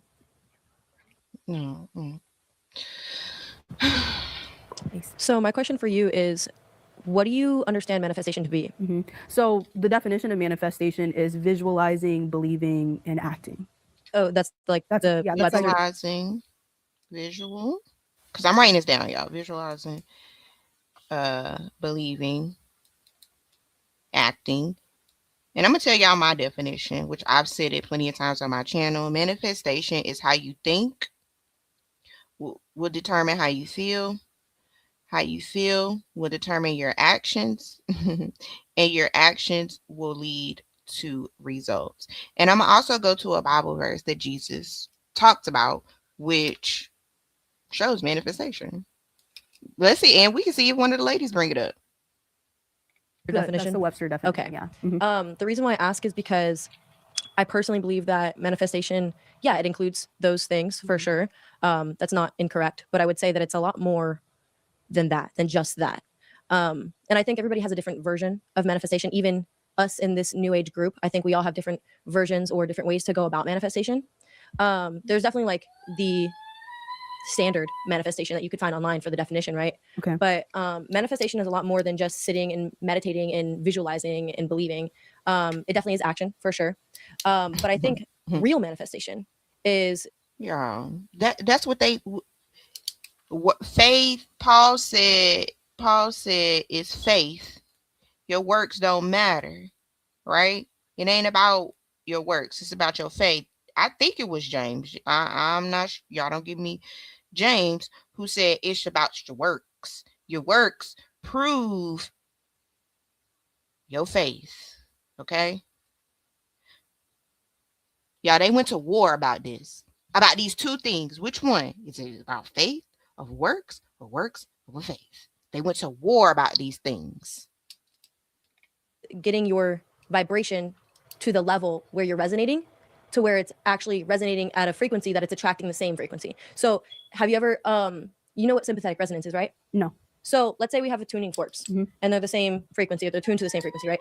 You hit one, and just because of the sound of the one being hit, it's making the other one sympathetically resonate. So the way that manifestation actually works, in my opinion, is that your frequency or your vibration of where you are mentally, emotionally, spiritually, that is resonating at a certain frequency that is attracting the things that match it or sympathize with it. So let's say you are trying to manifest a job or more money. Yes, you need to believe it to be able to see it first, because your frequency needs to match the resonance of where that is before you can actually receive it. But a lot of things that something that I run into a lot when I'm talking to people is that they love to claim that they're more realistic, but in reality, realism is just as much as you perceive real to be.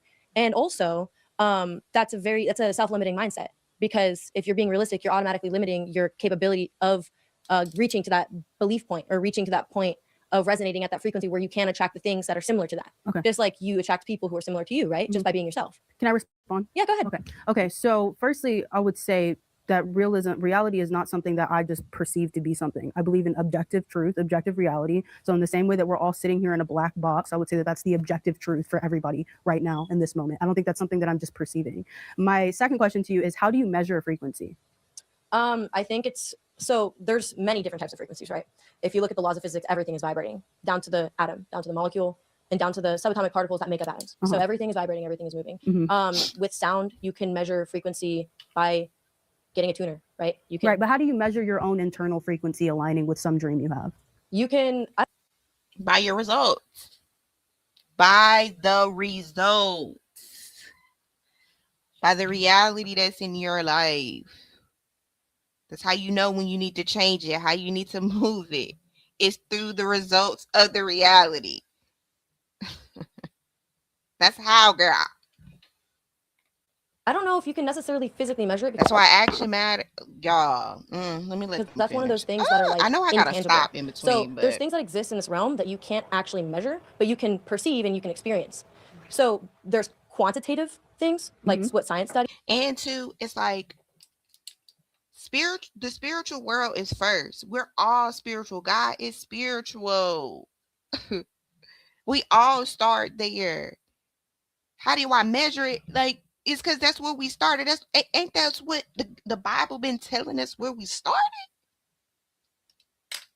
Like, Studies and what you can observe, and then there's qualitative things. Yeah. So the internal experience of my dreams is qualitative, right? Right. And you can measure my brainwaves with, what is it called, an EKG or something like that? You can measure my brainwaves. So maybe that's one way of measuring it, right? But at the end of the day, what happened in my dream was a qualitative experience that I can tell you what happened in my dream, right? And then you can write it down and you can measure that. Yeah. But there's just many different ways of measuring. I would say that's kind of curious, because to say that it's qualitative and not quantitative and it's immeasurable, while also using a ton of scientific jargon to quantify what this is, what frequencies are, I think that's a little incoherent. Okay. I don't know if you've spent any time looking at like scientific journals talking about frequencies and biannual beats. I'm going to get into this a little later too. But most scientists say that there's no way to measure frequencies having any kind of healing or legitimate impact on somebody's life choices or the things that they attract to themselves. So I think a lot of this is pseudoscience. I truly do. I think a lot of it is kind of appropriating scientific language and jargon and kind of appeal to authority. So it sounds like it's a really scientific thing, but if you were to talk to an actual scientist, they would disagree with the way that you're describing vibrations. And if that's the case too, that's why a lot of scientists don't believe in, are atheists. Yeah, they try to prove me and you wrong, girl. Like, science wants to prove spirituality and Christianity wrong. They ain't for either one of us. So, but even on the Christian side, like a Christian would talk to a scientist and be like, you can tell God is real. We know God. Me and a Christian and a New Ager will probably talk to a scientist and be trying to convince them that God is real. Like, for instance, religion aside and everything aside, I think it all speaks to like the power of your mind. What you believe, literally, that dictates everything. So like in the Bible, life and death is in the power. Think how you think. That's why manifestation starts with thinking. And this is how God, y'all want to know something too? This is how God created us. The artist, the painter. This is how the ultimate and this is how the creator created us. God, with the ultimate mind, thought about us. Like, I want to experience life. What would that be like? I want trees, I want this, I want that. Then you mix it all together, it might work, it might not. Then this happens, that happens, right? That he thought it and he started feeling it. This is why we have emotions. This is why God can say, I'm jealous, because God created these feelings. I started thinking about it, then I started having feelings about it, and then I started putting it into action. And you know what God's actions are? Is us. That's what manifestation is. The one that is still alive, the one that created, thought of us,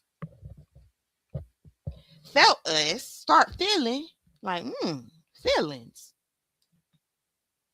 Start putting these things into action, into making us. Here we are.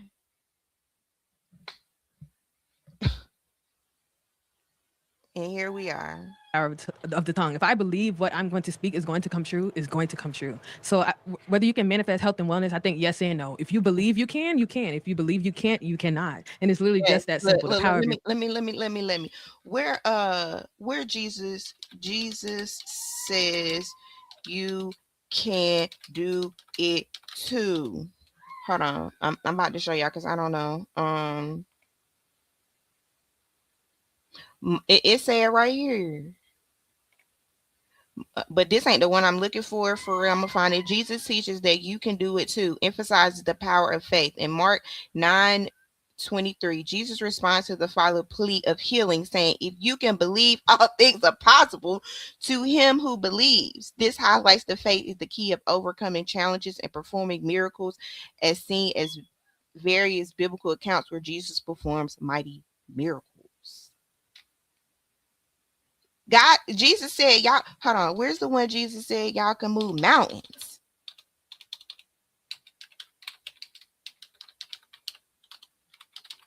I know I'm supposed to run my nails. Faith is small as a mustard seed. You can command a mountain to move, and nothing is impossible for you. But guess what? If you don't have the faith, if you don't have the belief that you can even do it, you can't do it. if you don't have the like it starts here. If you don't have that, then you won't have this cause and effect. Come on now. Your mind. If I believe I'm gonna go out there and buy a scratch off on $1 million wholeheartedly, subconsciously, and everything, I can go out there and get that $1 million just that easy. That's why there's such an attack on the mind, because that literally dictates everything. And not even consciously, subconsciously, because subconscious controls 90% of what we do every day. It's like habit almost, autopilot almost. So with that, if you get your subconscious in line, everything is lined toward this one belief, I for sure can manifest health and wellness. No problem. So I feel like we're so close in our perspectives, because 100%, like, the mind is powerful, and I believe that the enemy comes against our minds, and he tries very hardly. We're so close. But the only difference is, because I don't say the same words as you. Because I don't do it like you. We're different, and we're not. We're fighting for what? Why? And I say this all the time too. This girl, this one right here, she got a child. The other one don't. The one in part 2, she don't got no kids. But the thing is, she only got one child, right? And when you have multiple kids, you understand that every kid don't need the same thing. We're different. We're all the same, but yet we're all different. So we all don't need the same things. Some kids might perform better with sitting quietly and exercise, and some of them kids might need to run around because they need different things. And when you have multiple kids, like God got multiple kids that he thought about and he created, guess what? They need different things. We're the same, but we need different things. We all go to the same school, but we need different things. It's not a competition. To put thoughts into our brains that are negative, because if we meditate on those negative thoughts, it's a lot easier to take action on those negative thoughts. But I would say that's the distinction, is that action is required. It's not just something that we can think. So for instance, like, there are many people who have believed that they're going to win the lottery, and they end up gambling away their life savings because they don't actually win the lottery. So that would be my question. Like, how would you be able to account for the things that people do believe are going to happen, and they take the action steps for those things to happen, and they still don't happen? That's the distinction between the conscious and the subconscious. Okay. Consciously, I could believe this, but if 90% of the rest of my body, the subconscious, is not believing that, then it's not going to come to pass. Like, that's why that's why they say shadow. Because it's kind of not realistic.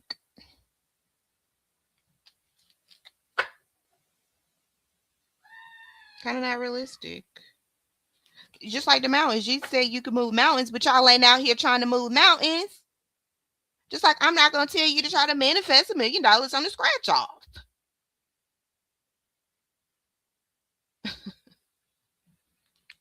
I don't know why we talking these, or even like Jesus talks in like these big metaphors. But shoot, I mean, he said y'all can move mountains if you believe it, though. He said y'all can heal people through just prayer. And if you believe it enough, he's telling you that. Not in just him. Like, he's not even saying believe in him. Hold on. Okay. And it ain't even about believing in him. It's about believing in the Most High, in the Creator. To the Father. Let me to the Father. Huh? Matthew. Hold on. Let me just go to Matthew over here.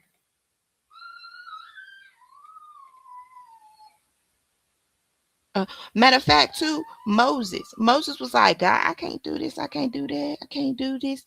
God said, yes, you can. Once you start thinking you can, you start having the feelings that you can, you start putting out the actions that you can, and then you get the results.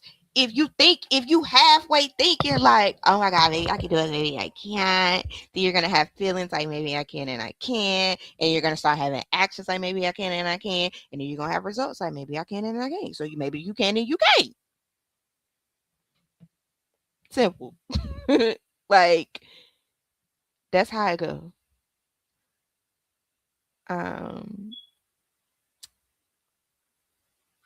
Matthew, hold on. Let me see if I can find it. No, let me stop. Yeah, baby, I be in that healing Bible. and trauma and go through all of this, because you got to clean that subconscious out before you can speak anything into existence. You Yeah. don't even have to use the word manifest. Speak it into existence. Think it into existence. That's why even when when God says, if you thought the thought is just like committing a sin, because it's really that powerful. Your mind is that powerful. Yeah. So yeah, it goes down to the subconscious. So people can believe, oh yes, this. So what if that somebody? subconscious? What if somebody has done all the subconscious work? You would just say that they haven't if they're not able to Exactly. achieve If what they it's want. not coming to pass, That's not there's fair. a blockage somewhere. Somewhere you miss No, something. That's There's a not fair. blockage. No, it is. I believe, well, when I looked up the word manifest, I used the definition to show or display, and that's a verb to me. That requires an action. So Here's faith that without breathe. works I'm is dead. trying. I feel like in Trying to a lot of breathe. spirituality, oftentimes when people do, let's say, spell work or they're manifesting, it's a very set it and forget it, like that's going to happen. But no, it takes a lifestyle change and behaviors and like everyday work on yourself to master yourself to be where you want to be. It's Again, y'all, that's too. Sorry, Spirit just had me look down. That's what the biggest debate about faith over works and works over faith. That's exactly what this is. You can't manifest health without you can't manifest health or wellness. You got the faith enough. And I put in the work. That's all y'all saying. And I put in the work, I'ma get it, right?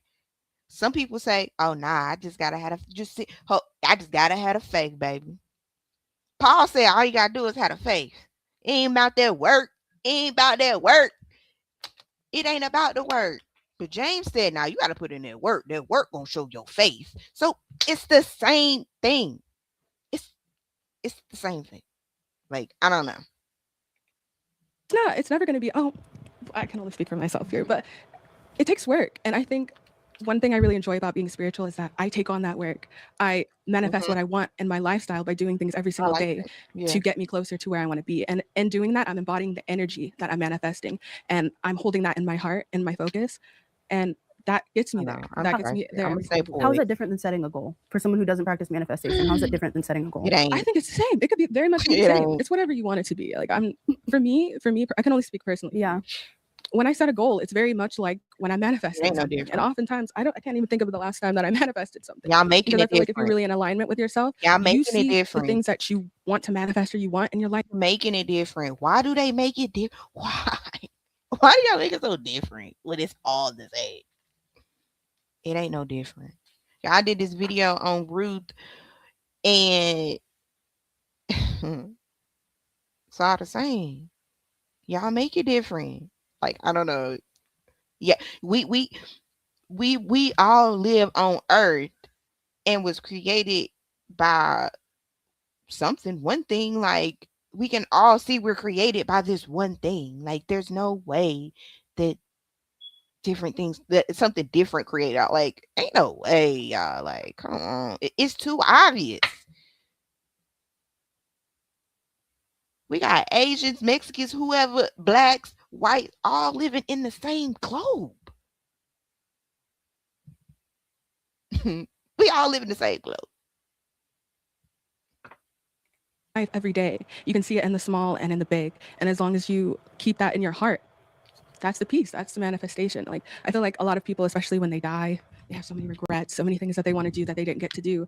But you can skip all of that and just live in the energy of what you want to do with action. It's really not just something you say and it's gonna happen. You said something about spell casting. Can you elaborate more? Like, what is the spiritual part of manifesting? Because what you guys are describing to me is just setting a goal and working toward achieving that goal. So what's the spiritual part of manifestation? What makes this view distinct from any other person who's setting a goal and trying to achieve it? So I would say that the spiritual part of manifestation is the self-work part, right? Because you can set a goal and you can make a list for how you're going to achieve that goal. But a lot of times it's how we connect with God to bring in our purpose.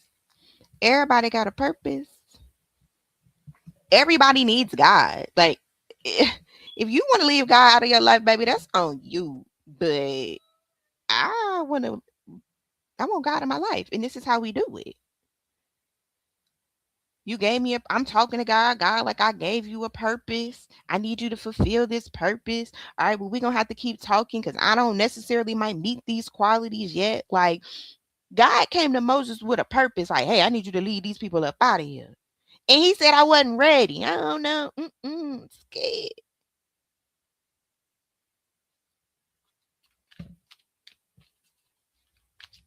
That's the spiritual aspects of it. It's just being connected to our maker, to our parent. Like, huh? Those are very physical things. And I think with manifestation, you may have to address the fear, the anxiety, the doubt. Yeah. And I want to go back to when you talked about being in this black box. We're all here. Like, that's a relative reality, right? Like, we can all Objective, or yeah. objective reality. But I think I had to first believe that I was capable of being in this room and that I was worthy of being in this room. And I would say that somebody who sets a goal may already believe that. So they don't have that hesitation. They can just go ahead and jump at that thing because maybe their internal network is already saying, well, of course I deserve this thing. I want this thing. Whereas like somebody who may be more drawn to manifestation, maybe they realize that they want this thing, but they have so much inner doubt and fear that I don't think I'm really supposed to be here. I feel like That's the feel part. Oh, I thought of this idea, but now you got to feel it. You got to feel like you deserve to be in that room. So you can do what? Take the actions to get your results. It's the same thing all the time with everything.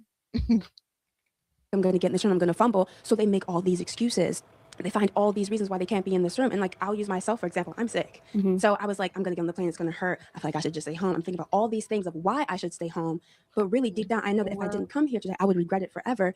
But if I let my fear win, I'm missing out on this thing that I really, really want to do. And I think that's where manifestation comes in, is you have to sit down, whatever you believe in, that's what you go and you pray to, you address that fear that way. That's why I say the spirituality comes into manifestation, because it does start in the mind, not in the action. Okay. Yeah, I would say, I mean, it sounds like manifestation is just a rebranding of people taking care of themselves, their mental health, and then setting goals. So like a person who's going to therapy to address internal trauma or childhood wounds, and then they're able to succeed in their career because they're addressing those things. So I would say that that's still like, I would say that that doesn't belong to the new age. I would say that because we have God's thumbprint on us, we all have the desire to work through the things that are toxic in our souls. And we all have the desire to get that crap out of us so that we can live lives that It is. That is God's thumbprint on us.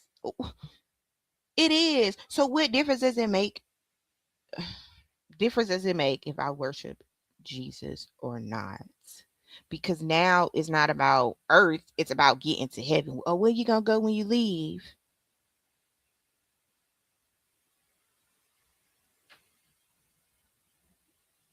Shoot, y'all believe y'all gonna go to heaven. Heck, we could just be recycle people and come back here on earth and do it all over again. that are pleasing to me, pleasing to the Lord. All I was trying to say when I was explaining what I was explaining earlier was that I was just basically trying to say you have to be there mentally before you can be there physically. So if you want to more easily manifest things in your life or more easily achieve your goals, you have to bring yourself mentally there, because in reality this is a physical realm, but it's built off of a non-physical essence, right? So it's all mental. It's a mental mind. Like, we live in God's mind because we are God's creation. So if everything is mental, then it starts mentally, and then it can go into the physical. But if you're not there mentally, like she was saying, if you're not there mentally, then it's going to be way harder to get there physically, because you're going to make all these excuses and you're not going to be able to believe that you deserve to be there. I wanted to address what you said, because we were talking about how the definitions are just basically setting goals or whatever. And I feel like the good thing about spirituality for me personally is it can be that simple. Like I do agree. Like, a lot of people put and appropriate words in spirituality, and it's such a personal thing. So yeah, it does sound like, oh, you got to do all of this. I'm not going to say what I personally do, but it can be simple as just believing and working on it every day. Or you could be chanting, you could be doing all kinds of stuff, you know? It's a sliding scale, but Can it you can negatively manifest something? Yes, that's the thing. Manifestation is not always good. It's not always goals. Like, that's the thing. Like you said, oh, they said they believe they're gonna win the lottery. Why didn't they win the lottery? Yeah, that some. Can I share a personal experience? Go ahead. So from the time that I was 8 years old, I started struggling very badly with intrusive thoughts, onset OCD, obsessive compulsive disorder. At 8 years old, I was having a hard time sleeping at night because I would have intrusive thoughts that told me to hurt myself or people in my family. I would stay up all night sobbing and crying. I dealt with those intrusive thoughts probably until 2 or 3 years ago. I would say that I'm God has healed me, and I'm continuing to heal from that. But everything in my mind, in my soul, in my will could have believed those thoughts because they were so strong. And so I'm not saying that there's not some power in manifestation, but what I am saying is that God is sovereign over all of our manifestations and all of the things that take place in our minds and our hearts and our wills. Because I'm a Christian and I love Jesus, my will and my soul is submitted to Jesus ultimately. And it doesn't matter how many intrusive thoughts I get, because he's sovereign, that reality is not going to manifest itself because he has his hand over my life. And I'm sure that you guys have experienced times where you feel like everything inside of you is negative and evil and demonic even, but God has kept you. God has kept you. And so I would say the sovereignty of God is above our own will and our own emotions. When you're not submitted to Christ, your will can get you in trouble, it can get you hurt. But because I'm submitted to Christ, even my thoughts, even the darkest parts of me are. Oh, they said they believe they're gonna win the lottery. Why? Yeah. I'm gonna stop it right here. Think they win the lottery? Yeah. That some. Can I share a personal?